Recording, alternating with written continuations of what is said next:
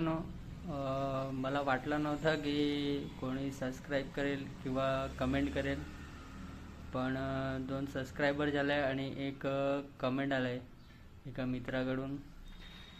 त्याला इंटरेस्ट वाटला माझ्या स्टोरीमध्ये, म्हणून त्याने विचारलं पुढे काय झालं. तर त्यासाठी व्हिडिओ बनवत आहे की पुढे असं झालं मित्रांनो. ॲम्ब्युलन्स आली. ॲम्ब्युलन्समध्ये मला हॉस्पिटलमध्ये नेला, ॲम्ब्युलन्समध्ये टाकून. आणि हॉस्पिटलमध्ये नेल्यानंतर स्टोरी सुरू झाली लाईफची. डाऊनफॉल, कुठे ते सक्सेस होणार होती लाईफ, कुठे आता डाऊनफॉल सुरू झाला. हॉस्पिटलला गेला, पूर्ण बॉडी चेकअप केली. त्याच्यामध्ये एक राईट हँडची फिंगर ब्रेक झालेली आणि शोल्डर इंजरी झालेली. तर डॉक्टरने सांगितलं की शोल्डर इंजरी जी झालं आहे त्यासाठी स्पेशल डॉक्टर शोल्डरच्या बोलवून ऑपरेशन करायला पडेल. त्याला बांधायला पडेल आतमध्ये असं तारने स्क्रू मारून, तेव्हा ते जे हात निघलेलं आहे बाहेर ते आतमध्ये जाईल. तर ऑपरेशनसाठी खर्च मला सांगितला 1,00,000+.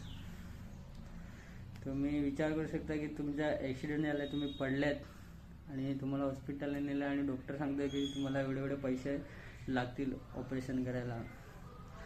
तर मिडल क्लास बॉयसाठी 1,00,000 खूप जास्त असत. माझ्यासाठी तर खूप जास्त होते. माझ्याकडे एवढे पैसे पण नव्हते. मी आता तर जॉबला पण लागलेला होता, त्याच्यामुळे एवढे सेविंग पण होते माझ्याकडे. मी फक्त ते हाताचे प्लास्टर करवलं आणि पेन किलरची दवा वगैरे घेतली आणि घरी आलो. कारण की मला खूप रिस्की वाटत होतं. ऑपरेशन हे खूप रिस्की वाटत होतं मित्रांनो. कारण की अगर ऑपरेशन अनसक्सेसफुल झाला तर माझा पूर्ण शोल्डर खराब होऊ शकतो, म्हणून मी केलं नाही.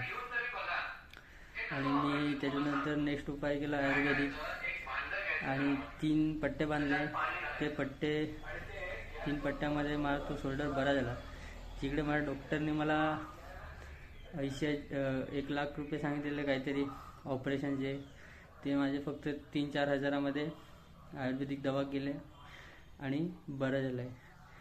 ते जर तुम्हाला त्या ठिकाणाची माहिती पाहिजेच असेल तर तुम्ही मला कमेंट करा. मी तुम्हाला त्या ठिकाणाचं एक स्पेशल ब्लॉग बनवतो आणि तुमच्यापर्यंत ते ठिकाण पोहोचवतो तुमच्यापर्यंत.